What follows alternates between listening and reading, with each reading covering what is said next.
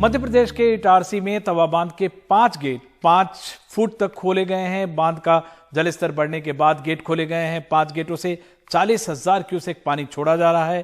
Gate खोले जाने के बाद तवा बांध प्रबंधन भी अलर्ट है। बांध से सटे इलाकों में पानी बढ़ रहा है। इधर बांध का जलस्तर भी लगातार बढ़ रहा है। हर घंटे जलस्तर करीब 1 मीटर की वृद्धि हो रही है। इसमें तवा बांध प्रबंधन ने भारी बारिश की चेतावनी को देखते हुए तटीय क्षेत्रों में रहने वालों को किनारों से दूर जाने का अलर्ट जारी किया है।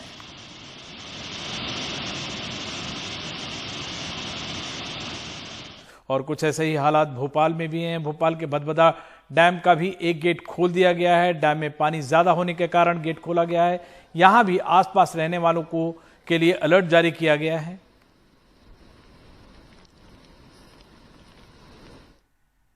भारी बारिश के बाद मध्य प्रदेश के शाजापुर में भी बाढ़ जैसे हालात बन गए हैं। कई घरों में पानी घुस गया है। सड़कों पर घुटने भर से ज्यादा पानी है। घर दुकानों में सब में पानी आ गया है। लोगों ने छत पर जाकर शरण ली है।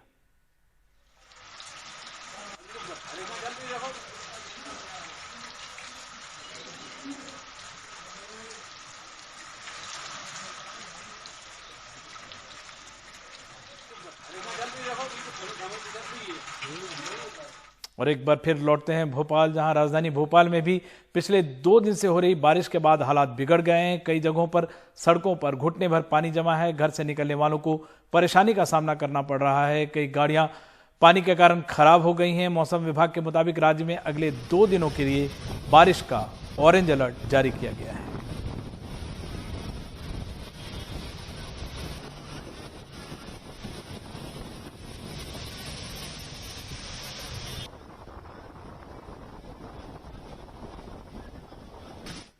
और मध्य प्रदेश के ही भारत के सबसे स्वच्छ शहर इंदौर में भी बारिश से हालात खराब हो गए हैं। यहां कल शाम 4 बजे से रात 8 बजे तक 3 इंच बारिश हुई। जोरदार बारिश के कारण शहर के नंदनगर, चिवनबाग, मूसाखोड़ी सहित कई इलाकों में जल जमाव हो गया और सड़कों पर यह भरा हुआ पानी साफ देखा जा सकता है।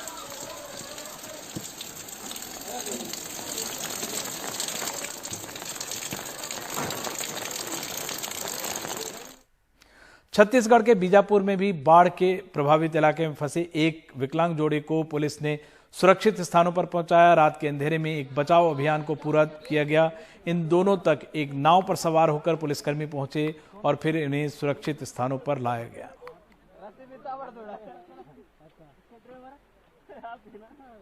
उत्तराखंड के पिथौरागढ़ में भी भारी बारिश के बाद हालात खराब हैं। धारचूला की लमटी गांव के करीब कई दुकानों में बारिश का पानी घुस गया है, जिससे दुकानों में रखा सामान भी खराब हो रहा है।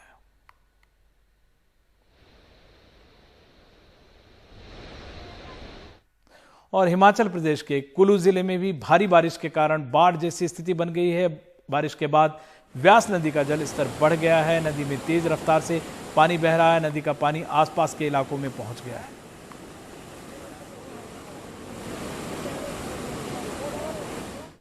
और जम्मू कश्मीर के डोडा में चेनाब नदी खतरे के निशान से ऊपर बह रही है। चेनाब नदी में उफान को देखते हुए पुल डोडा, थथरी और प्रेमनगर इलाकों में रहने वाले में अब डर समा गया है। सड़कों पर पानी आ जाने के कारण जम्मू श्रीनगर सहित कई रास्ते पिछले 2 दिनों से बंद थे। प्रशासन ने लोगों से नदी से दूर रहने को कहा है।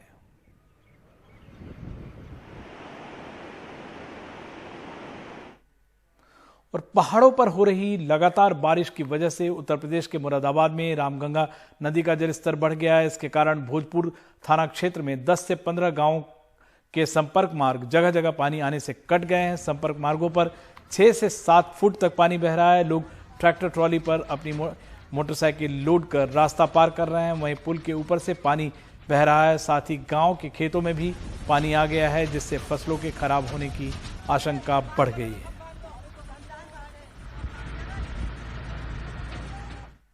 उत्तर प्रदेश के मेरठ में पुलिस और एसटीएफ की संयुक्त छापेमारी में 35 करोड़ रुपए की एनसीईआरटी की किताबें मिली हैं। किताबें एक प्रिंटिंग प्रेस में अवैध तरीके से छापी जा रही थी। पुलिस और एसटीएफ की टीम ने 10 लाख से ज्यादा किताबें बरामद की हैं। साथ ही 6 प्रिंटिंग मशीनें भी जब्त की गई हैं। मेरठ से इन किताबों की सप्लाई उत्तराखंड, दिल्ली, हरियाणा, मध्य प्रदेश और राजस्थान में की जा रही थी। मौके से 1 दर्जन लोगों को हिरासत में लिया गया है। प्रिंटिंग प्रेस चलाने के मालिक की गिरफ्तारी अभी नहीं की गई है। ये नहीं हो सकी है। ये एक बीजेपी नेता का बताया जा रहा है जो फरार है। इंटरनेट से किताबों की सॉफ्ट कॉपी को डाउनलोड कर अवैध तरीके से किताबी छापी जा रही थी यहां पर।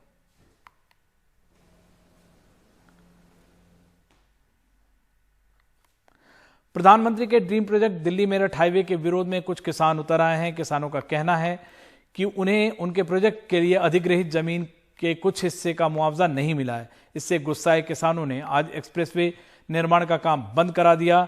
इधर एनएचएआई के अधिकारियों का कहना है कि पीडब्ल्यूडी विभाग ने उन्हें सड़क की जो जगह दी है उसी पर काम चल रहा है। इससे एक्सप्रेसवे का काम पूरा हो जाने पर दिल्ली से मेरठ का सफर सिर्फ 45 मिनट में पूरा हो सकेगा। इससे पहले चरण का उद्घाटन पीएम मोदी 2018 में ही कर चुके हैं। और अंबाला के इंडियन ऑयल डिपो को शिफ्ट करने का विरोध शुरू हो गया है। यहां से पेट्रोल डीजल की सप्लाई करने वाले ट्रक ड्राइवर और मालिक इसके विरोध में उतर आए हैं। इन लोगों ने सरकार के खिलाफ प्रदर्शन किया। इनका कहना है कि डिपो यहां से शिफ्ट होता है तो इनका काम छिन जाएगा और ये दाने दाने के मोहताज हो जाएंगे। खतरे की आशंका को देखते हुए इस डिपो को यहां से शिफ्ट करने की मांग लंबे समय से हो रही थी।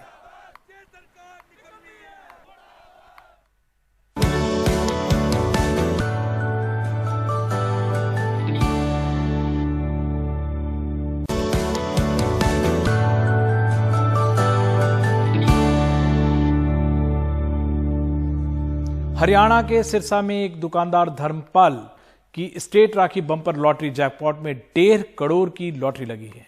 धर्मपाल की मिठाई की दुकान है। धर्मपाल ने इस लॉटरी में कुछ 6 टिकट खरीदे थे। इनमें से 5 एक साथ खरीदे गए जबकि अंतिम अलग से खरीदा गया था। इसी अंतिम टिकट का नंबर ही उनके लिए लकी रहा।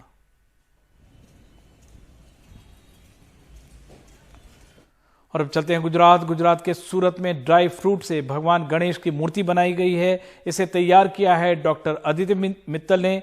इस मूर्ति को एक कोविड अस्पताल में स्थापित किया गया है जहां 9 दिनों तक पूजा चलेगी। पूजा के बाद ड्राई फ्रूट को मरीजों में बांट दिया जाएगा।